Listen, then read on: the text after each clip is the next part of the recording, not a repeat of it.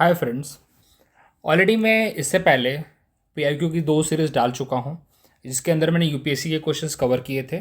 और आज मैं जो पीआईक्यू डाल रहा हूँ, प्रीवियस ईयर क्वेश्चन डाल रहा हूँ, वो जनरली मैं डाल रहा हूँ यूपीपीएससी के सॉरी। तो जो यूपीपीएससी के भी क्वेश्चंस हैं काफ़ी अच्छे लेवल के हैं। और समझिए एक तरह से आपका मल्टीपल टाइप रिवीजन होगा सेम टॉपिक्स का। अभी जो मैं टॉपिक कवर कर रहा हूँ वो है यूनियन एग्जीक्यूटिव। यूनियन एग्जीक्यूटिव में कौन कौन आता है? देखिए, प्रेसिडेंट आते हैं, वाइस प्रेसिडेंट आते हैं, पीएम आते हैं, काउंसिल ऑफ मिनिस्टर्स आते हैं, अटॉर्नी जनरल आते हैं, सीएम आते हैं, ठीक है, सीएम की काउंसिल आती है, गवर्नर आते हैं, और एडवोकेट जनरल और अटॉर्नी जनरल, ये सारे आते हैं। तो टोटल समझिए 9 ऐसे ऑफिसेस हैं, जो सेंटर लेवल पे 5 और स्टेट लेवल पे 4। State executive and union executive, in 9 टॉपिकों में कवर कर रहा हूँ यहाँ पे। ऑलमोस्ट अब उसी से रिलेटेड आप क्वेश्चन देखेंगे यहाँ पे। तो आप अगर मेरे 2 वीडियो और देखेंगे तो आपको समझेगा कि उन्हीं टॉपिक को मैंने बार बार उससे ऊपर जो क्वेश्चन आए हैं, रिपीटेड क्वेश्चन आते हैं। देखिए वो टॉपिक वही है। अभी एक क्वेश्चन आया था कैबिनेट सेक्रेटरी के ऊपर, तो वो एक बार आप देख सकते हैं एक्स्ट्रा। टेबल ऑफ प्रेसिडेंट्स के ऊपर एक्स्ट्रा क्वेश्चंस आ रहे हैं, उसको हम अलग से कवर कर सकते हैं। बिकॉज ये जो ऑफिसेस है, 9 ऑफिस की मैं बात कर रहा हूँ, इनका टेबल ऑफ प्रेसिडेंट्स भी तो पूछा जाता है, ठीक है। तो इसीलिए कुछ हमें एक्स्ट्रा क्या समझ में आ रहा है वो हम देख सकते हैं। कौन कौन से आर्टिकल्स हमें एक्स्ट्रा सीखने को मिल रहा है वो हम लिख सकते हैं सेपरेटली। क्योंकि आप लक्ष्मीकांत पढ़ेंगे आपको उतने आर्टिकल बाय आर्टिकल नहीं मिलेगा। तो यहाँ पे मैं आर्टिकल के साथ आपको पढ़ा रहा हूँ सो दैट कि आपको उन आर्टिकल्स की इंपॉर्टेंस समझें। क्योंकि एग्जाम में आजकल डायरेक्टली बेयर एक्ट से क्वेश्चन आते हैं, तो इसको काफ़ी इंपॉर्टेंट है, गो थ्रू करिए, मेरे साथ बने रहिए लास्ट तक। अराउंड 20 क्वेश्चन मैंने कवर किया है इसके अंदर। आपका आराम से 3-4 टॉपिक तो इसके साथ रिवाइज हो जाएगा, ठीक है। और ऐसे में सीरीज लाता रहूँगा, तो बने रहिए मेरे साथ, अपने दोस्तों के साथ भी शेयर करिए। चलिए अब पहला क्वेश्चन देखते हैं। The vice president of India is elected by the members of N electoral college comprising of. देखिए, वाइस प्रेसिडेंट का जो इलेक्टोरल कॉलेज होता है उसके अंदर पार्लियामेंट पूरा पार्ट लेता है। आपको सीधा बता दूं मैं, तो पूरा पार्लियामेंट पार्ट लेता है, वेदर नॉमिनेटेड हो या फिर इलेक्टेड हो। और कितने लोग प्रपोज करने चाहिए नाम इनका? 20 लोग इनका नाम प्रपोज करने चाहिए। 20 एमपी या एमएलए, जो भी इनके इलेक्टोरल, सॉरी एमएलए नहीं, माई मिस्टेक, 20 एमपी जो इनके इलेक्टोरल कॉलेज का पार्ट होते हैं वही नाम प्रपोज भी करते हैं। उन्हीं में से 20 लोग नाम प्रपोज करेंगे और 20 उसको सपोर्ट करेंगे। तो इसलिए बोलते हैं 20 प्रपोजर एंड 20 सेकेंडर्स। और प्रेसिडेंट के केस में क्या होता है? 50 प्रपोजर एंड 50 सेकेंडर्स। तो यहाँ पे क्या होगा? All the member of the both the house of parliament. Only elected वाला केस जो है ना, पहला वाला, वो है प्रेसिडेंट के लिए। Only elected member of the Rajya Sabha and the state assembly. देखिए, इलेक्टेड का जहां भी पार्ट है वो प्रेसिडेंट के केस में हम देखेंगे, यहां पे सारे मेंबर्स रहेंगे। तो all the member of both the house of parliament will take part in the election of the vice president, ठीक है। 40 लोग इनके सपोर्ट में नाम देने चाहिए। इनको रिमूवल बहुत सिंपल होता है। आप काउंसिल ऑफ स्टेट में एक सिंपल रिजोल्यूशन पास कर दीजिए स्पेशल मेजोरिटी से, 2/3 मेजोरिटी से, और लोकसभा उसको अप्रूव कर देगा, तो इनका रिमूवल हो जाएगा। इनका कोई इंपीचमेंट नहीं होता है, ठीक है। Vice president of India is elected indirectly. हाँ, यही पूछा जाता है कि डायरेक्टली इलेक्टेड होते हैं कि इनडायरेक्टली। देखिए, इनडायरेक्टली इलेक्शन का मतलब होता है जहां पे हम लोग जाके पार्टिसिपेट नहीं कर रहे हैं, जहां पे 18 साल से ऊपर के जो लोग हैं, 18 एंड 18 साल के ऊपर के लोग पार्टिसिपेट नहीं कर रहे हैं, उसको हम बोलते हैं इनडायरेक्ट इलेक्शन, ठीक है। जहां पे हमारे ही रिप्रेजेंटेटिव आगे फर्दर इलेक्शन में पार्ट ले रहे हैं, ठीक है। अब यहाँ पे देखिए, single system of proportional representation by the mean of single transferable vote यहाँ पे यूज किया जाता है। और इलेक्शन कमीशन कौन कौन से इलेक्शन कंडक्ट करवाता है ये भी बता दो आपको। प्रेसिडेंट के कराता है, स्टेट लेजिस्लेटिव असेंबली के कराता है, और लोकसभा के कराता है, ओके, एंड वाइस प्रेसिडेंट के भी कराता है।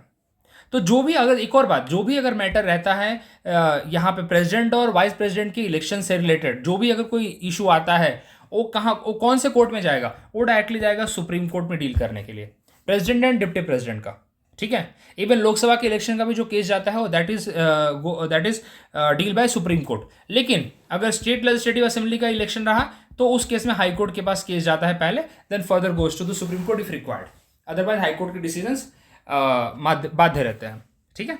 चलिए, consider the following statement and select, अच्छा ये तो हो गया। सेकंड वाला देखते हैं। Consider the following statement and select the correct answer from the code given below.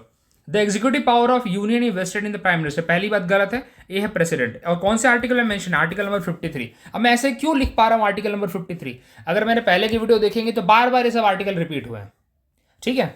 The prime minister is appointed by president, बिल्कुल सही है। आर्टिकल नंबर 75, ये वाला स्टेटमेंट सही है, पहला वाला गलत है। क्या पूछा है?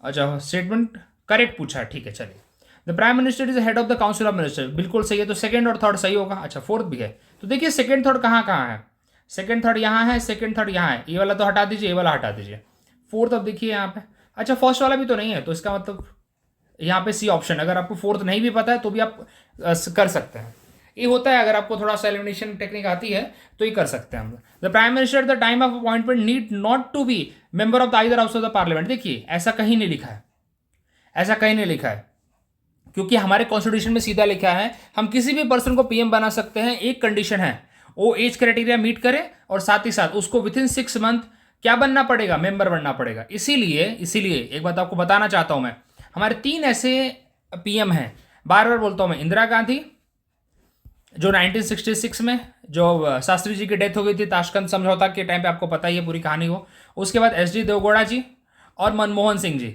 मनमोहन सिंह 2004 में जब वो ये हुए थे, क्या बोलते हैं, कांग्रेस जीती थी लेकिन अलायंस में बनी थी, लेकिन वो एज अ जीत नहीं पाए थे अपने कॉन्स्टिट्यूंसी से। एस डी देवगौड़ा साहब 1996 में, ये तीनों के तीनों जो पीएम है ना, ये तीनों के तीनों राज्यसभा से बने हैं, ठीक है, तो राज्यसभा के अंदर 6 महीने के अंदर मेंबरशिप इनको मिल गई और दे बिकम, तो पहले ही उन्होंने पीएम की शपथ ले ली, ठीक है, बाद में इवन राजीव गांधी भी जो बने थे पहले एक टाइम पे, ठीक है, बट चलिए ये 3 तो इंपॉर्टेंट है। देखिए 75 में लिखा है प्रेसिडेंट अपॉइंट करेगा पीएम को, the president must appoint the leader of the party coalition that has a majority, ठीक है, द सेकंड सही है, third the PM is head of the council of minister, आपको पता है आर्टिकल 74 75 में मेंशन है, that the time of appointment the prime minister need not to be the member of either house of the parliament, however he must get elected to either lok sabha और राज्य सभा within 6 month, ये important है, article 75 में mention है, ये बहुत important है, वेरी वेरी इंपॉर्टेंट, ये पूछा हुआ है, इसीलिए थोड़ा सा इसको डिफिकल्ट बनाने के लिए, लेकिन देखिए अगर आपको ऑप्शन पता है, सेकंड थर्ड भी आपको पता है तो आप गो थ्रू कर लेंगे, ऐसा कोई प्रॉब्लम नहीं है।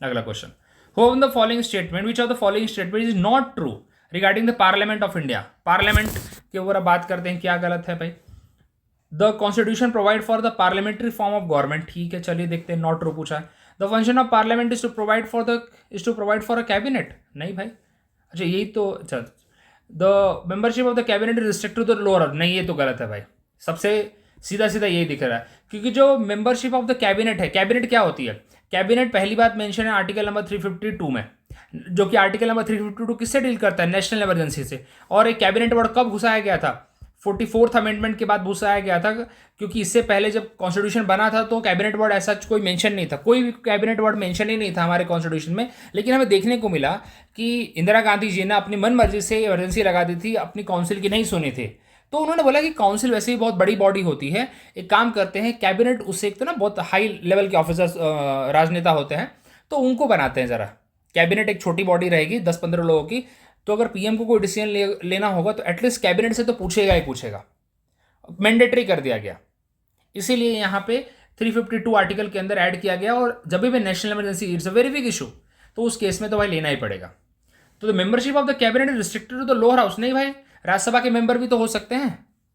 अभी ये आपको बताता हूँ मैं, जब जयशंकर साहब पहली बार फॉरेन मिनिस्टर बने थे तो उन्होंने तो कोई इलेक्शन नहीं लड़ा था, but he become the member of the Rajya Sabha and then he become the like foreign minister बना दिया उनको, लेकिन उनको मेंबरशिप दी गई राज्यसभा से, और he is the part of very important part of the cabinet, ठीक है। तो ऐसे एग्जाम्पल्स भी हमें रियल सिनेरियो के देखते रहने हैं, कुछ क्वेश्चन ऐसे भी हो जाते हैं, ठीक है। अच्छा फोर्थ तो पढ़ा ही नहीं, the cabinet enjoy confidence of majority in the popular chamber of the house, popular chamber कौन सा होता है, लोकसभा होता है, ठीक है। चलिए अब एक बार बार इसको वो नहीं करूंगा मैं, सबको नहीं समझाऊंगा, क्योंकि क्या होता है ना, कितने तो बार बार रिपीट हो जाते हैं। Who among the following is considered the first law officer of the government of India, देखिए फर्स्ट लॉ ऑफिसर होता है आर्टिकल नंबर 76 में, उसके बारे में दिया हुआ है, वो है अटॉर्नी जनरल, किधर है अटॉर्नी जनरल, और अटॉर्नी जनरल और एडवोकेट जनरल कौन होता है, आर्टिकल नंबर 165 कौन होता है भाई, highest law officer of the state होता है ये, ठीक है।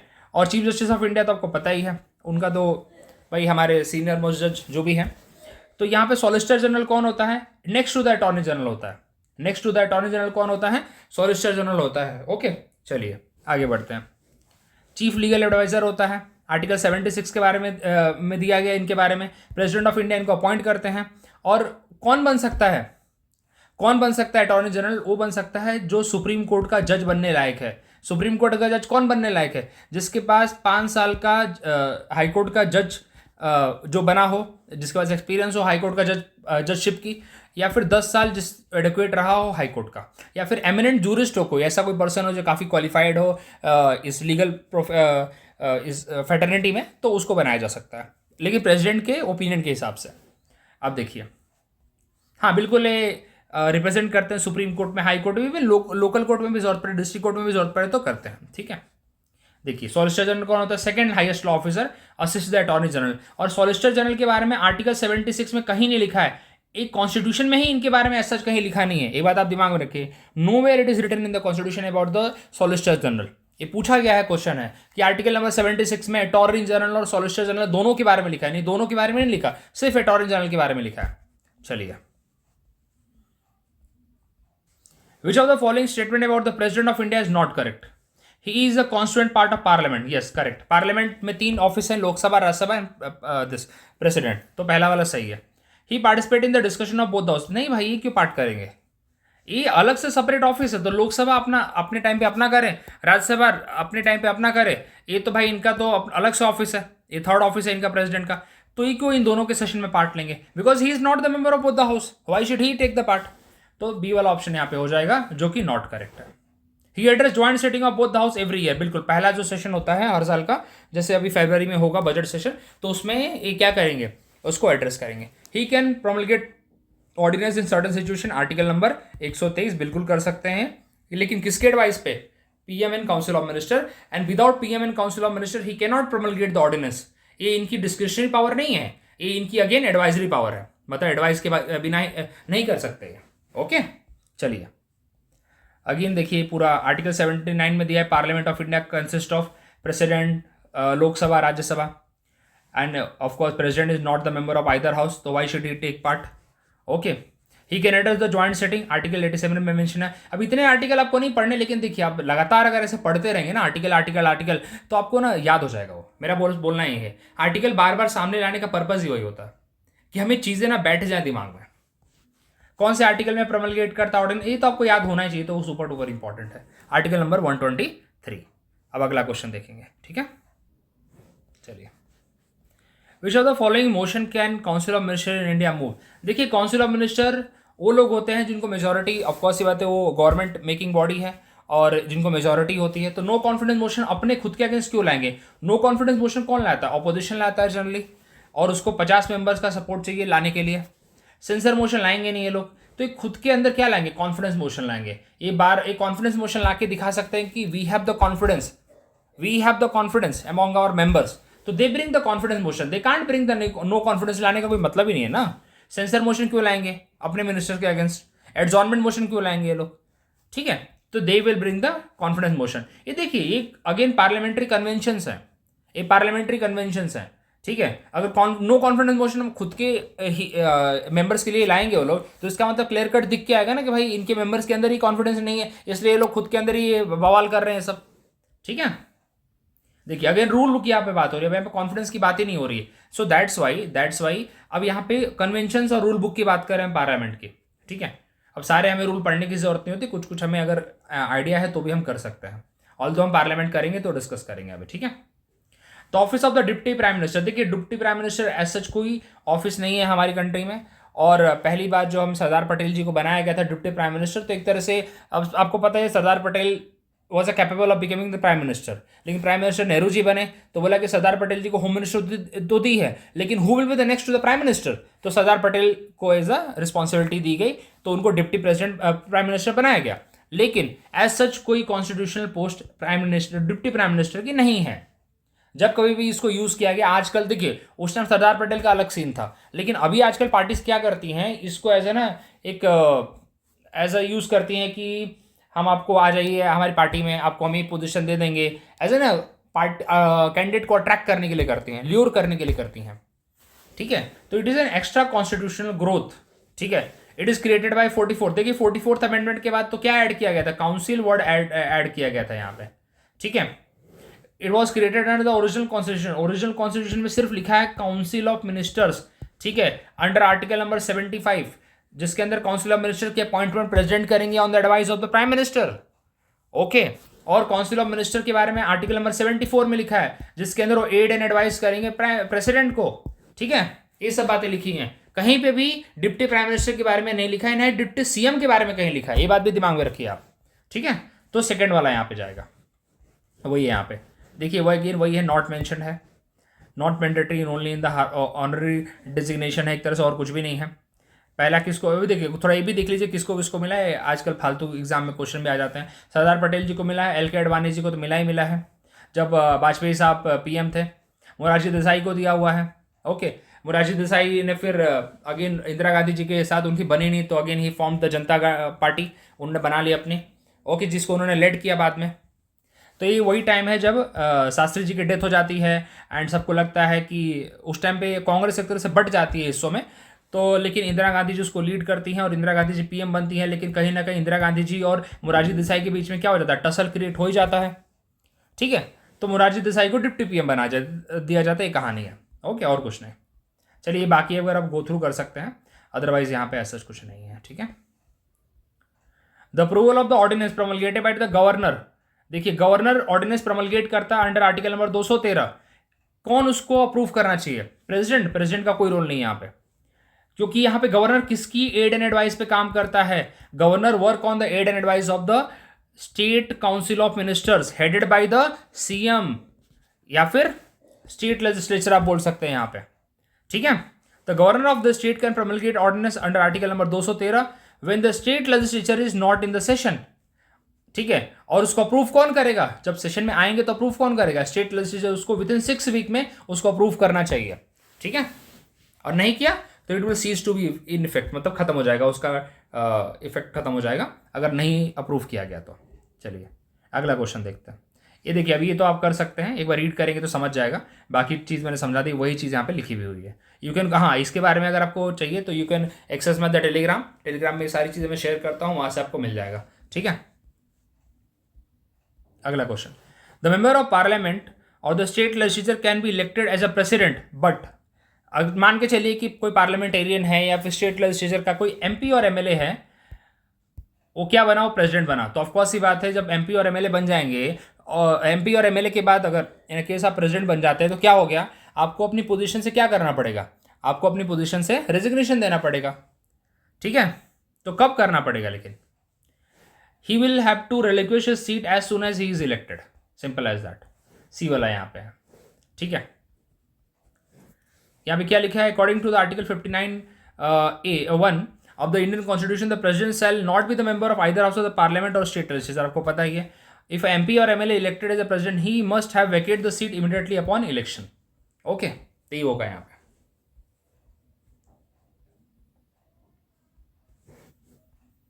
Which of the following is incorrect about the power of the president? क्या इनकरेक्ट है यहाँ पे? The president should accept the advice of the Supreme Court. ऐसा कहीं नहीं है भाई। ऑल्दो आर्टिकल नंबर 143 के तहत वो एडवाइस मांगते हैं, लेकिन उनके ऊपर बाइंडिंग नहीं है। This advice is not binding on him. Emergency power, emergency power क्या सच कुछ नहीं है यहाँ पे। Power of extension incorrect about the power of, अच्छा इमरजेंसी पावर्स बिल्कुल है उनके पास, वो नेशनल इमरजेंसी, फाइनेंशियल इमरजेंसी और स्टेट इमरजेंसी लगा सकते हैं। The power of extension of president rule and state, बिल्कुल स्टेट इमरजेंसी लगा सकते हैं। प्रेसिडेंट कैन एक्सेप्ट और reject the advice of supreme court, बिल्कुल कर सकते हो। तो यहाँ पे शुड वाला वर्ड आ गया ना, तो इसलिए गलत हो गया ये वाला। अच्छा इनकरेक्ट पूछा तो सॉरी ये गलत है। यहाँ पे ए के साथ आप जाइए, A is the correct answer. ठीक है, A is the correct answer, should यहाँ पे नहीं है। ओके, क्योंकि अंडर आर्टिकल 143 के तहत एडवाइस मांगते हैं तो मिलता है उनको, लेकिन जरूरी नहीं है कि उनके ऊपर वो मानना ही मानना है उन्हें। ठीक है, तो यहाँ पे ए वाला जाएगा। ठीक है, अगला देखते हैं question number 11। Which of the following has the power to initiate the motion of impeachment of the president of India. देखिए, अगर इम्पीचमेंट अगर इनिशिएट करना होता है ना, तो दोनों में से कोई भी हाउस कर सकता है। इधर लोकसभा भी कर सकता है, लोकसभा भी कर सकता है और राज्यसभा भी कर सकता है। तो देखिए, लोकसभा और राज्यसभा दोनों अगर ऑप्शन में है, अगर यहाँ पे ऑप्शन लिखा होता बी एंड सी तो चले जाते हैं, यहाँ पे दोनों हो जाते हैं। तो यहाँ पे उसके बदले इन्होंने क्या लिखा है, both the house of the parliament, तो ये will be the right answer. तो इंपीचमेंट प्रोसेस इनिशिएट करने के लिए दोनों हाउस के पास इक्वल पावर है। ऐसा कहीं नहीं लिखा है कि राज्यसभा को कम पावर है या लोकसभा को कम पावर है, बिल्कुल नहीं, दोनों हाउस को इक्वल पावर है। और 1/4 ऑफ द उस पर्टिकुलर हाउस का सपोर्ट चाहिए जो भी इनिशिएट कर रहा है ना इम्पीचमेंट, तो उसको 1/4 ऑफ दैट पर्टिकुलर हाउस का सपोर्ट चाहिए होता है इनिशिएट करने के लिए, और 14 दिन पहले प्रेसिडेंट को बताना पड़ता है, ठीक है, कि आपके अगेंस्ट इंपीचमेंट प्रोसेस स्टार्ट हो रही है, so that he can defend himself, simple as that, और हर। ओके, तो both the house of the parliament के साथ यहाँ पे जाएंगे, that is the correct answer. और कौन सा आर्टिकल में है? आर्टिकल नंबर 61, जिसके अंदर इंपीचमेंट मोशन शुरू किया जा सकता है अगेंस्ट द प्रेसिडेंट। और क्या कंडीशन है? इधर is the only condition that is given, that is violation of constitution. क्या वॉल्यूशन ऑफ कॉन्स्टिट्यूशन कहीं हमारे किसी आर्टिकल में डिफाइंड है? क्या हमारे कॉन्स्टिट्यूशन में evolution of the constitution define किया गया है? So nowhere it is defined, कहीं भी इसको डिफाइंड नहीं है, पहली बात। तो इसका कहने का मतलब है कि ग्राउंड तो है लेकिन डिफाइंड नहीं किया गया है। अलग अलग टाइप पे उसको एक तरह से ना जुडिशियल स्कोप में छोड़ा हुआ है, जब या फिर पार्लियामेंटेरियन के ऊपर छोड़ा हुआ है उसको डिफाइन करने के लिए, ठीक है। तो अदरवाइज इसको डिफाइन नहीं किया गया है। The motion of the impeachment of president can be initiated either by the house of the parliament, Lok Sabha और राज्यसभा, बाय अ रिजोल्यूशन, ठीक है। अप्रूव करने के लिए 2/3 उस पर्टिकुलर हाउस से पास होगा, और नेक्स्ट हाउस में जाएगा तो उसमें भी 2/3 से पास किया जाना चाहिए। इनिशिएट करने के लिए 1/4 चाहिए, लेकिन पास करने के लिए 2/3 करना पड़ेगा। इनिशिएट करने के लिए मैंने 1/4 बोला था, आर्टिकल 61 में दिया हुआ है, करेक्ट। अब बाकी इतना डिटेल में यहाँ पे नहीं है, लेकिन ये सारी चीजें कौन पार्ट लेगा इंपीचमेंट में? देखिए, पूरा पार्लियामेंट यहाँ पे पार्ट लेता है, पूरा पार्लियामेंट यहाँ पे पार्ट लेता है, मतलब नॉमिनेटेड प्लस इलेक्टेड सारे के सारे मेंबर्स यहाँ पे पार्ट लेते हैं। स्टेट लेजिस्लेटिव असेंबलीज यहाँ पे पार्ट नहीं लेती हैं, although state legislative assembly take part in the process of the election of the president, but do not take part in the impeachment of the president, simple as that, ठीक है। ये बार बार चीज़ें मैंने अपने अलग वीडियोज़ में बताए हैं, उसको भी आप देखते रहेंगे तो आपको रट जाएगा। सिंपल सी बात वही कि मेरे साथ बने रहेंगे, आपको ये सारी चीज़ें दिमाग में बैठ जाएंगी, मेरा बस बोलना ही है। चलिए अगला देखते हैं। Given below two statement, the president is the part of the parliament, correct, सही है। A bill is passed by the 2 house of the parliament can not become law without the assent of the president, बिल्कुल। तो दोनों statement सही है, और reason इसलिए सही है, hence president is a part of the parliament, president is a part of the parliament, that's why parliament में जो भी चीज पास होगी तो लोकसभा से पास हुई, राज्यसभा से पास हुई, और अगर दिस प्रेसिडेंट उसको साइन नहीं करेगा तो लॉ कैसे बनेगा? और पार्लियामेंट क्या है? Parliament is a law making body, तो लॉ मेकिंग बॉडी में प्रेसिडेंट भी आता है, तो प्रेसिडेंट जब तक उसको पास नहीं करेगा it can not become act. Okay, तो दैट्स वाई यहाँ पे असर्शन भी सही है, रीजन भी सही है, and reason is the correct explanation of the assertion as well, तो ये ऑप्शन यहाँ पे सही होगा, ठीक है। चलिए, बाकी अलग अलग टाइप के बिल हैं, उसके ऊपर कभी और डिस्कशन करेंगे, ऑल्दो मैंने उसके ऊपर अपने अलग अलग वीडियोस में डिस्कशन कर रखा है। The constitution authorise the president to make provision for discharge of duties of governor in extraordinary circumstances. कौन सा आर्टिकल है भाई? आर्टिकल नंबर 160, ठीक है। आर्टिकल नंबर 310 नहीं है यहाँ पे, आर्टिकल नंबर 310 तो पब्लिक सर्विसेज से रिलेटेड हो जाता है यहाँ पे। आर्टिकल नंबर 165 यहाँ पे एडवोकेट जनरल के लिए है, थोड़ा सा भी अगर आइडिया रहेगा तो आप कर लेंगे, लेकिन literally it's a difficult question, ठीक है।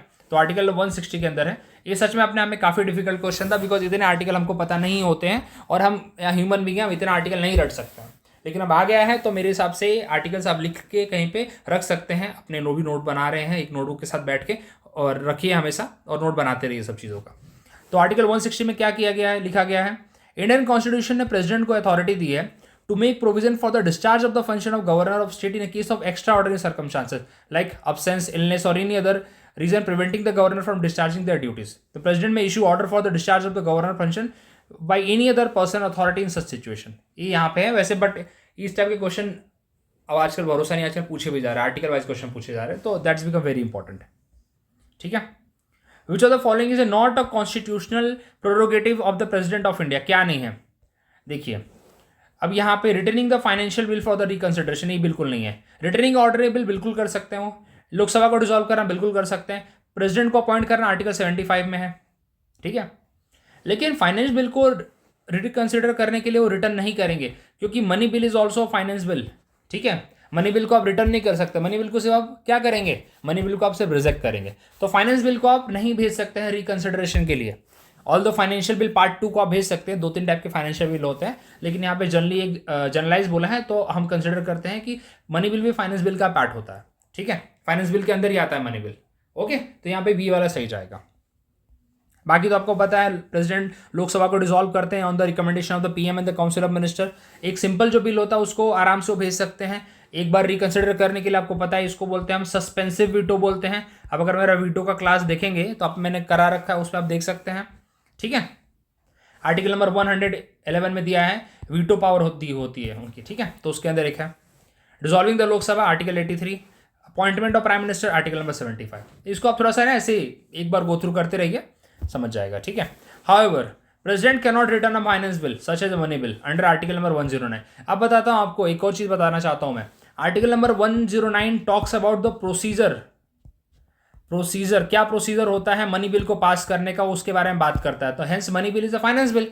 तो बिल्कुल वहां पे आर्टिकल नंबर 109 बहुत इंपॉर्टेंट है। सबको लगता है आर्टिकल नंबर 110 पूरा इंपॉर्टेंट है, नहीं भाई, आर्टिकल नंबर 110 तो मनी बिल में क्या क्या चीजें आती हैं उसके बारे में बात करता है, लेकिन आर्टिकल नंबर 109 उसके बारे में बात करता है कि किस तरीके से मनी बिल पास किया जाता है, राज्यसभा की क्या पावर होती है, राज्यसभा उसको 14 दिन तक अपने पास रख सकती है मैक्सिमम टाइम पीरियड के लिए, सिर्फ डिस्कस कर सकती है, वोट नहीं कर सकती। ये सब आर्टिकल नंबर 109 में दिया है, ठीक है।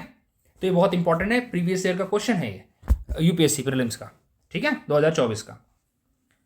विच of the following type of authority are attributed to the president of India, क्या क्या है भाई उनको। अब हाँ, क्या किस टाइप की है, रियल है क्या, देखिए रियल तो नहीं है, क्योंकि हमारे यहाँ पे पीएम को हम रियल हेड मानते हैं, तो पहला वाला हटा दीजिए। टिटुलर, फॉर्मल या डीजूरे, सेकेंड वाला सही हो सकता है, क्योंकि डीजूरे का मतलब होता है एक तरह से नॉमिनल होता है, ठीक है। टिटुलर का मतलब भी समझते हैं कि सिर्फ एक तरह से फॉर्मेलिटी के लिए रखा हुआ है। टिटुलर हेड, आप अगर फ्रेंच रिवॉल्यूशन पढ़ा होगा आपने तो ये टर्म आया होगा, टिटुलर वर्ड आता है वहाँ पे, और जनरली इंग्लिश में भी आता है। पॉलिटिकल एंड नॉमिनल, तो सेकेंड एंड थर्ड तो सही है, सॉरी पॉलिटिकल एंड नॉमिनल नहीं, constitutional and nominal, my mistake. तो यहाँ पे 2 एंड 4 के साथ ज़्यादा जाना चाहूँगा मैं, ठीक है, क्योंकि 2 वाला तो सही है। अब देखिए 2 वाला कहाँ कहाँ है, तो यहाँ पे पॉलिटिकल नहीं है, कॉन्स्टिट्यूशनल पोस्ट है, प्रेसिडेंट की हमारी कॉन्स्टिट्यूशनल पोस्ट है, तो यहाँ पे अप्रोप्रिएट ही ज़्यादा करके 4th वाला है, तो 2 एंड 4 के साथ मैं जाना चाहूँगा, वही है यहाँ पे। और यहाँ पे रियल हेड कौन है, real head and de facto term use किया था, ये दोनों टर्म यूज किए जाते हैं पीएम के लिए, और पीएम भी हमारे यहाँ पे कॉन्स्टिट्यूशनल पोस्ट है अंडर आर्टिकल 75, ठीक है। President appoint PM, okay. चलिए, which of the constitutional power declare the geographical area as a schedule area, कौन करता है, प्रेसिडेंट को पावर दी जाती है, लेकिन ऑल द गवर्नर को वहाँ पे ज़्यादा पावर है, गवर्नर उसको पूरा देखरेख करता है बिहाफ ऑफ द प्रेसिडेंट, लेकिन प्रेसिडेंट उसको डिक्लेयर करता है whether the area is a schedule area और नॉट अ शेड्यूल एरिया। तो पावर किसको है, अंडर आर्टिकल नंबर 244। जब हम बैकवर्ड एरियाज की बात करेंगे, शेड्यूल 5 और शेड्यूल 6 की बात करेंगे, तो हम आर्टिकल 244 को कवर करेंगे उस टाइम पे, ठीक है। चलिए, president of India has the authority to declare any area as a schedule area or alter the boundaries of such area in consultation with the governor of the concern state. ये exam में पूछा जाता है, exam में यही confusion रहता है बच्चों को कि गवर्नर करता है, लेकिन भाई गवर्नर नहीं करता, गवर्नर के कंसल्टेशन पे प्रेसिडेंट डिक्लेयर करता है, ठीक है। और आर्टिकल कौन सा, आर्टिकल 244 है। आगे बढ़ते हैं। The supreme command of defence forces is vested in the president, बिल्कुल सही है। The president power as a commander in chief are independent of legislative control, देखिए भाई ऐसा नहीं है, ठीक है, ऐसा बिल्कुल नहीं है ये, क्योंकि आप प्रेसिडेंट की पावर जो कमांडिंग इन चीफ की पावर होती है, एज अ प्रेसिडेंट बोलते हैं ना कि भाई कमांडर इन चीफ है, तीनों फोर्सेस का भाई सुप्रीमो है वो, लेकिन क्या अपनी मर्जी से वॉर डिक्लेयर कर सकता है वो, तो that's why it is not independent of the legislative power, okay. तो आर इज फॉल्स, सिंपल सी बात है, क्योंकि उनका डिस्क्रिप्शन नहीं है ना। यहाँ पे मेरा क्वेश्चन वही है, क्या इनका डिस्क्रिप्शन है क्या, नहीं है। जब डिस्क्रिप्शन नहीं है तो काई का इनका खुद का अपना इंडिपेंडेंस नहीं है ना, बिल्कुल।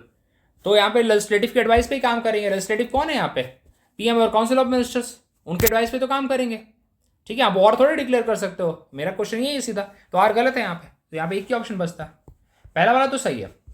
अगला क्वेश्चन देखते हैं। Article 53 of the constitution of India will state that president is the supreme commander of the defence force of India, बिल्कुल सही है, लेकिन ये तो गलत हो गया, नॉट इंडिपेंडेंट है, ठीक है, बिकॉज पार्लियामेंट में बिल पास करना पड़ेगा, आपको अप्रूवल लेना पड़ेगा पार्लियामेंट से, so that's why the statement is wrong. Which of the following statement is about vice president, देखिए वाइस प्रेसिडेंट के ऊपर इससे पहले पहला वाला क्वेश्चन आया था हमारा, हमने डिस्कस किया था कि उनके इम्पीचमेंट, उनके रिमूवल में कौन कौन होता है, आई थिंक यही क्वेश्चन था पहला। अब देखते हैं यहाँ पे क्या नॉट करेक्ट है इनके बारे में। In order to be the vice president of India a person must be qualified for the election as a member of the house of the people. House of the people नहीं भाई, council कौन है, क्या होती है, राज्यसभा। राज्यसभा के लिए वो एलिजिबल होना चाहिए, 30 साल मिनिमम, मतलब 30 साल तो एज हटा दीजिए, राज्यसभा के लिए एलिजिबल होना चाहिए वो, तो पहला स्टेटमेंट गलत हो गया। अ member of the state legislature can B a candidate of this office, बिल्कुल हो सकता है, ठीक है, कोई प्रॉब्लम नहीं है, इससे फर्क नहीं पड़ता क्या एलिजिबल है क्या राज्यसभा के इलेक्शन के लिए, वो ये मैटर करता है। ऐसे आपको बता दूं मैं, राज्यसभा के अंदर मेंबर्स जो चूज होकर आते हैं ना, वो स्टेट लेजिस्लेचर से ही आते हैं, उनका इनडायरेक्ट इलेक्शन होता है वहां पे आने के लिए, ये बात आपको पता होगी। The term of office of the vice president is the same as that of the president, बिल्कुल 5 साल होता है। थर्ड वाला तो सही है, सेकेंड वाला भी सही है। ही can be remove through a formal impeachment, ऐसा कोई फॉर्मल इम्पीचमेंट नहीं है भाई, एक सिंपल रिजोल्यूशन पास किया जाता है बाय द राज्यसभा, जिसके अंदर 2/3 मेजोरिटी से पास करते हैं, they send it to the Lok Sabha, Lok Sabha उसको सिंपल मेजोरिटी से अप्रूव कर दे, हो जाएगा इम्पीचमेंट, हो जाएगा इनका रिमूवल। इम्पीचमेंट वर्ड तो यूज भी नहीं किया जाता, तो फोर्थ वाला गलत है। तो देखिए फोर्थ जहां हटाई है उसको, 2 और 3, देखिए फर्स्ट वाला भी गलत है, तो 2 और 3 यहाँ पे सही बनता है। अरे सॉरी, ये क्या मतलब माई मिस्टेक, ठीक है, नॉट करेक्ट में, देखिए ये माई मिस्टेक है, इट्स टोटली माई मिस्टेक, आपको समझा दिया मैंने, वो अब मान लीजिए, इसका एक्सप्लेनेशन आपको पढ़ने की जरूरत नहीं है, ठीक है। चलिए, which of the following is presided over by one who is not its members. अच्छा, बहुत ट्रिकी क्वेश्चन वैसे देखने में लग रहा है। Who of the following is presided over the by one, वो कौन सा भाई व्यक्ति है जो उस पूरे हाउस को प्रिसाइड करता है लेकिन उसका मेंबर नहीं है। राज्यसभा या काउंसिल ऑफ मिनिस्टर बोल सकते हैं, वैसे दोनों यहाँ पे सही जाएगा, ठीक है, दोनों सही जाएगा यहाँ पे यार, क्योंकि यहाँ पे जो वाइस प्रेसिडेंट होता है वो काउंसिल ऑफ मिनिस्टर को हेड करता है, ठीक है, नहीं काउंसिल ऑफ मिनिस्टर नहीं होगा, माय मिस्टेक, ये राज्यसभा ही होगा, सॉरी ये राज्यसभा ही होगा। क्योंकि राज्यसभा क्यों होगा बताता हूँ आपको मैं, वाइस प्रेसिडेंट के राज्यसभा के मेंबर होते हैं क्या, नहीं होते हैं राज्यसभा के मेंबर, लेकिन वाइस प्रेसिडेंट राज्यसभा के मेंबर नहीं होते हैं, लेकिन वहाँ के वो एक्स ऑफिशियो चेयरमैन है वो, और उनको पैसा वैसा सब उसी का मिलता है, जब तक वो टेम्पररी, कभी कभी वो प्रेसिडेंट की भी ड्यूटी उन्हें निभानी पड़ती है, तो जब वो प्रेसिडेंट की ड्यूटी निभाएंगे तो he will get all the privileges of the president, लेकिन तब तक उन्हें ex officio chairman of the Rajya Sabha की कुर्सी पे बैठे हैं तो उसका पैसा मिलता है, उनके रिमम्बरेशंस मिलते हैं उन्हें। तो राज्यसभा के वो मेंबर नहीं है, ही is not the member of Rajya Sabha, but he is the presiding officer of the Rajya Sabha, so that's why Rajya Sabha is the right answer, sorry my mistake, Council of Ministers यहाँ पे नहीं होगा, Council of Ministers को तो head करता है PM, ठीक है, ओके। चलिए आगे देखते हैं, थोड़ा कभी कभी गलतियां जो मुझसे हुई है माफ करिए, लेकिन आपको पूरा मैंने एक्सप्लेन कर दिया, आप एक्सप्लेनेशन को फॉलो करिए, ठीक है, इस पे मत जाइए, एक थोड़ी गलतियां मुझसे हुई हैं, माई मिस्टेक। चलिए आगे बढ़ते हैं, हो जाती हैं कभी कभी गलतियां, थोड़ा ध्यान ना दो तो। Which of the following statement about the governor of the Indian state is not true. He is appointed by the president, बिल्कुल सही है भाई, he is appointed by the president. He can be governor of more than one state, बिल्कुल, under 7th constitutional amendment act के through ये बोला गया है कि एक गवर्नर दूसरे स्टेट का भी हो सकता है, मतलब सॉरी, एक गवर्नर जो है 2-3 स्टेट का भी बन सकता है, एक ही गवर्नर हो सकता है, कोई प्रॉब्लम नहीं है, उसको यूनियन टेरिटरी का भी इंचार्ज दिया जा सकता है, ठीक है। He hold office for the term of 5 year, देखिए ऐसा है कि टर्म ऑफ 5 ईयर के लिए होल्ड करते हैं वो, ठीक है। ही can be removed earlier if the legislature of the concern state passes a resolution for his, ऐसा कुछ नहीं है भाई, ऐसा कुछ भी नहीं है। पहली बात है वो प्रेसिडेंट के प्लेजर पे काम करता है, सिंपल सी बात बता दूं आपको मैं, ठीक है। आपको आपने सुना है, कभी कभी आप न्यूज़ में सुनते होंगे, यहाँ का स्टेट का गवर्नर बदल दिया गया, टोटल 7 स्टेट के गवर्नर बदले गए, काई का वहाँ के स्टेट लेजिस्लेचर का कोई सुनता है, तो डी वाला तो गलत है भाई, और यहाँ अपने को नॉट ट्रू पूछा तो डी वाला गलत होगा, ठीक है। ऊपर के 3 सही हैं भाई, ऊपर के 3 सही हैं, ठीक है। 5 ईयर 5 साल का है उनका, लेकिन वो ये प्रेसिडेंट के प्लेजर पे ही काम करता है। सुप्रीम कोर्ट ने बोला है भाई कि थोड़ा प्रेसिडेंट का प्लेजर यहाँ पे कम करो, कहने का मतलब वही कि गवर्नमेंट को थोड़ा समझना चाहिए कि जो पुरानी गवर्नमेंट ने भी गवर्नर से अपॉइंट किए तो कुछ सोच समझ के अपॉइंट किया है, आते ही बदलो मत उनको, कहने का मतलब ये है यहाँ पे। तो ये बात सुप्रीम कोर्ट ने बोली है कि थोड़ा इस बदलने के टाइम पे थोड़ा ध्यान रखो, ठीक है, ज़्यादा इंटरफेरेंस मत करो यहाँ पे, ठीक है। अदरवाइज उन्होंने गवर्नर की पोस्ट को घंटा बना रखा था, अच्छा अगली गवर्नमेंट आएगी बदल दो, ऐसा करते थे वो लोग। तो यहाँ पे प्लेजर ऑफ द प्रेसिडेंट नहीं चलता, प्लेजर ऑफ द गवर्नमेंट चलता है बाकायदा बोलो तो, लेकिन किताबी लैंग्वेज बोलती है प्लेजर ऑफ द प्रेसिडेंट, तो ठीक है pleasure of the president, okay. A governor can not be remove by the state legislature, state legislature का तो कोई रोल नहीं है भाई। अपॉइंटमेंट के टाइम पे एक कन्वेंशन है, एक कन्वेंशन है कि प्रेसिडेंट क्या करता है, चीफ मिनिस्टर से बात करता है, और ऐसा कन्वेंशन माना गया है, ऐसा मान्यता है, वो फॉलो करे ना करे हो गया साइड में, कि जो गवर्नर रहेगा उस पर्टिकुलर स्टेट की पॉलिटिकल इन्फ्लुएंस से नहीं रहेगा, दूसरा बंदा कहीं रहेगा। जैसे अगर अभी एग्जांपल के तौर पे महाराष्ट्र के गवर्नर रहेंगे तो महाराष्ट्र की पॉलिटिकल स्पेयर से दूर रहेंगे, वो कोई दूसरे स्टेट के पर्सन रहेंगे जिसको गवर्नर बनाया जाएगा, जिससे वो पार्शियल ना हो किसी पार्टी के लिए, वो इम्पार्शियल डिसीजन ले सके। एक कन्वेंशन है, कहीं रिटर्न भी नहीं है, ठीक है। और जो हमारी गवर्नर की पोस्ट है ना, वो हमने कनाडा से लिया है। It is a Canadian model. Canada के प्रोविंसेस होते हैं कनाडा में, वहाँ पे गवर्नर अपॉइंट किए जाते हैं, तो हमारे यहाँ पे भी वही सिस्टम है। ठीक है, तो ये चीज़ें हैं यहाँ पे। तो ये हमने टोटल 19 क्वेश्चन किए, मेरे को लगा 20 लिए हैं मैंने। चलिए, और जो 2 गलतियाँ मैंने बताई मुझसे गलतियाँ हुई हैं, लेकिन उसका एक्सप्लेनेशन मैंने आपको दिया है। ऑलमोस्ट हमने ये चीज़ें कवर की हैं, हेल्पफुल रहा होगा आपके लिए, आप अगर लास्ट तक बने हैं तो। और प्लीज़ मेरा टेलीग्राम चैनल ज्वाइन करिए, और साथ ही साथ चैनल को थोड़ा प्रमोट करिए। Still at the nascent stage, so it will be great help for me. Thank you very much. ऐसी और वीडियो आपके लिए मैं लाता रहूँगा। Thank you.